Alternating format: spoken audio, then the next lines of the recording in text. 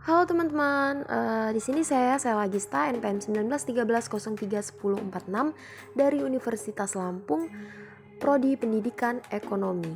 Saya ingin menjelaskan dan membahas tentang penelitian saya, yaitu pengaruh telepon genggam terhadap prestasi belajar siswa di SMP Negeri 2 Metro. Di bab 1 pendahuluan terdapat latar belakang, yaitu dunia informasi saat ini seakan tidak bisa terlepas dari teknologi. Nah, konsumsi masyarakat akan teknologi menjadikan dunia teknologi semakin lama semakin canggih. Komunikasi yang dulunya memerlukan waktu yang lama dalam penyampaiannya, kini dengan teknologi segalanya menjadi sangat dekat dan tanpa jarak. Pada awalnya, teknologi diciptakan untuk mempermudah setiap kegiatan manusia. Nah, lahir dari pemikiran manusia yang berusaha untuk mempermudah kegiatan-kegiatannya yang kemudian diterapkan dalam kehidupan.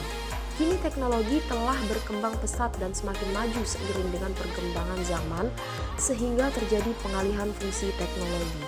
Contohnya, pada salah satu fasilitas canggih pada saat ini yang akan dibahas yaitu mengenai telepon genggam yang lebih dikenal dengan sebutan handphone. Selanjutnya, rumusan masalah apa sih yang dapat diambil dari latar belakang yang sudah saya jelaskan tadi, yaitu bagaimana pengaruh penggunaan handphone dalam meningkatkan prestasi belajar siswa SMP Negeri 2 Metro. Nah, tujuan dari penelitian yang saya teliti yaitu untuk mengetahui pengaruh penggunaan handphone dalam meningkatkan prestasi belajar siswa di SMP Negeri 2 Metro. Manfaat penelitian. Nah, apa sih manfaat penelitian yang saya lakukan tersebut? Itu yang pertama, agar penulis dapat mengembangkan pengetahuannya dalam penulisan karya tulis ilmiah. Yang kedua, agar pembaca dapat mengetahui pengaruh penggunaan handphone terhadap prestasi belajar siswa. Kajian pustaka, deskripsi umum. Handphone adalah salah satu alat telekomunikasi yang di dalamnya terdapat fasilitas seperti SMS, MP3, video, kamera, record, sehingga handphone menjadi alat multimedia. Nah, belajar adalah suatu proses perubahan sikap dan tingkah laku setelah terjadinya interaksi dengan sumber belajar. Sumber belajar ini termasuk buku, guru, ataupun sesama teman. Yang dimaksud dengan perubahan sikap di sini apabila seorang yang semula tidak tahu, maka setelah mempelajari sesuatu ia akan berubah menjadi tahu, yang selanjutnya akan menjadi perubahan tingkah laku. Metodologi penelitian. Nah, jenis penelitian. Mengetahui bagaimana tanggapan siswa di SMP Negeri 2 Metro dengan melakukan penelitian deskriptif, yaitu penelitian yang cenderung menggambarkan apa suatu fenomena apa adanya dengan cara menelaah secara teratur. Mengutamakan objektivitas dan dilakukan secara cermat. Salah satu bentuk penelitian deskriptif adalah metode survei. Bentuk penelitian pengumpulan data yang relatif terbatas dari kasus-kasus yang relatif besar jumlahnya. Menjalankan metode survei boleh berupa penyebaran angket yang bertujuan untuk mengumpulkan informasi tentang variabel. Angket berisi pertanyaan-pertanyaan tentang rumusan masalah yang diangkat dalam penelitian. Survei dilakukan kepada minimal 30% dari jumlah populasi.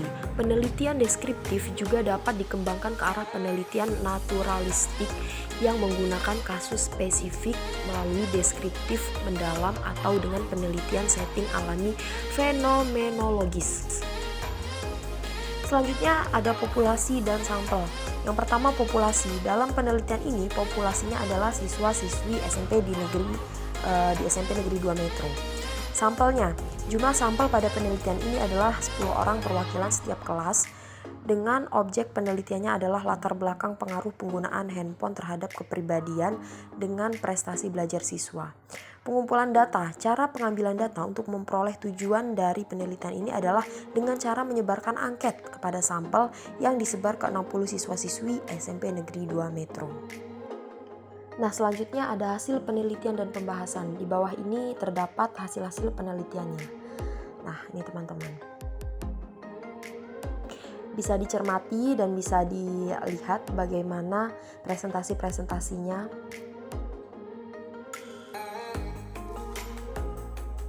Selanjutnya pembahasan. Nah, di sini saya akan bahas ya dari hasil penelitian tadi, Yang pertama, handphone sebagai kebutuhan. Dari data hasil penelitian pada nomor 1, soal nomor 1, yaitu mengenai handphone merupakan kebutuhan, hasil dari data tersebut menunjukkan bahwa 68% siswa-siswi SMP Negeri 2 Metro yang setuju bahwa handphone merupakan suatu kebutuhan yang harus terpenuhi. Sedangkan 30% siswa-siswi SMP Negeri 2 Metro yang setuju bahwa handphone merupakan suatu kebutuhan yang tidak harus terpenuhi. Dalam hal ini menunjukkan bahwa handphone juga merupakan salah satu hal yang sangat dibutuhkan. Yang kedua ada izin penggunaan handphone dari orang tua di sekolah. Dari data hasil penelitian pada soal nomor 2 ya, yaitu mengenai izin penggunaan handphone dari orang tua di sekolah, dari data diperoleh bahwa 75% dari orang tua siswa-siswi SMP Negeri 2 Metro mengizinkan penggunaan handphone di sekolah dan 22% orang tua siswa SMP Negeri 2 Metro tidak mengizinkan penggunaan handphone di sekolah, yang menunjukkan bahwa sebagian orang tua menginginkan anaknya lebih serius belajar karena sebagian anak kadang lebih memilih memainkan handphone dibandingkan memperhatikan guru yang sedang mengajar. Selanjutnya yang ketiga, menonaktifkan handphone saat belajar di rumah. Dari data hasil penelitian pada soal nomor 3, yaitu mengenai penonaktifan handphone saat belajar di rumah. Dari data diperoleh bahwa 26% siswa-siswi SMP Negeri 2 Metro menonaktifkan handphone mereka saat belajar di sekolah. Dan 72% siswa-siswi SMP Negeri 2 Metro tidak menonaktifkan handphone mereka saat sedang belajar.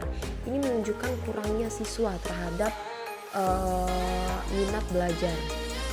Yang keempat ada penggunaan handphone saat jam pelajaran. Dari data hasil penelitian pada soal nomor 4, yaitu mengenai penggunaan handphone saat jam pelajaran, menunjukkan bahwa 35% siswa-siswi sering menggunakan handphone saat jam pelajaran dan 57%-nya tidak menggunakan handphone saat jam pelajaran, serta 3% kadang menggunakan handphone saat jam pelajaran. Hal ini menunjukkan bahwa lebih dari 50% juga lebih memilih memperhatikan guru yang sedang mengajar dibandingkan memainkan handphone. Yang kelima yaitu hubungan penggunaan handphone dengan rasa malas belajar. Dari data hasil penelitian pada soal nomor 5, yaitu mengenai hubungan penggunaan handphone dengan rasa malas belajar. Sebanyak 35% siswa-siswi SMP Negeri 2 Metro merasa malas belajar karena menggunakan handphone, dan 62% siswa-siswi SMP Negeri 2 Metro tidak merasa malas belajar ketika menggunakan handphone. Selanjutnya yang keenam, pengaruh positif penggunaan handphone. Dari data hasil penelitian pada soal nomor 6, yaitu mengenai pengaruh positif penggunaan handphone, bahwa 82% siswa merasa bahwa handphone memiliki dampak yang positif bagi mereka, dan 5% siswa-siswi merasa handphone tidak memiliki dampak positif bagi mereka. Hal ini menunjukkan bahwa handphone memiliki plus minus dalam penggunaannya. Misalnya saja dampak positif yang didapatkan, bahwa dengan menggunakan handphone, beberapa siswa dapat menyelesaikan tugas mereka dengan baik melalui tukar pendapat, melalui pesan singkat bersama teman, ataupun membuka beberapa aplikasi internet yang terkadang tersedia di handphone, seperti misalnya Google yang menyimpan banyak informasi dan dapat membantu para siswa-siswi dalam menyelesaikan tugas mereka. Selanjutnya yang ketujuh ada pengaruh negatif penggunaan handphone. Dari data hasil penelitian pada soal nomor 7, yaitu mengenai pengaruh negatifnya, bahwa 67% siswa-siswi SMP Negeri 2 Metro merasa handphone memiliki dampak negatif, dan 30% siswa-siswi merasa handphone tidak memiliki dampak negatif.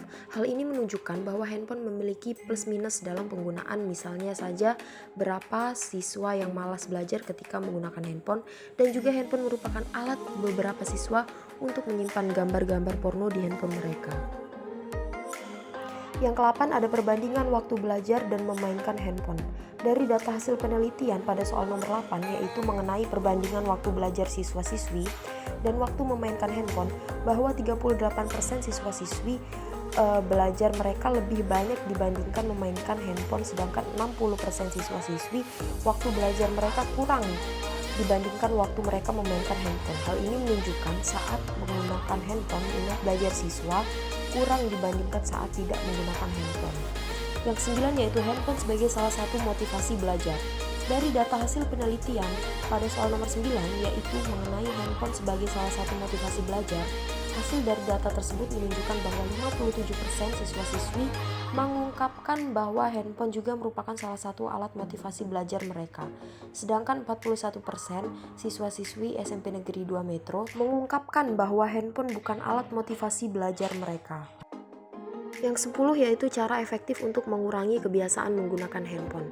Dari data hasil penelitian pada soal nomor 10 yaitu mengenai cara efektif untuk mengurangi kebiasaan menggunakan handphone, bahwa 70% siswa-siswi mengatakan ada beberapa cara untuk mengurangi kebiasaan menggunakan handphone, seperti menonaktifkannya saat belajar dan kembali mengaktifkannya lagi ketika sedang istirahat dan pulang. Dan 23% siswa mengatakan bahwa tidak ada cara untuk mengurangi kebiasaan mereka menggunakan handphone. Lalu yang ke-11, larangan membawa handphone ke sekolah. Dari data hasil penelitian pada soal nomor 11 yaitu mengenai larangan membawa handphone ke sekolah, bahwa 23% siswa SMP Negeri 2 Metro setuju dengan adanya larangan membawa handphone ke sekolah, dan 75% siswa-siswi tidak setuju dengan adanya larangan membawa handphone ke sekolah. Bab 5 penutup.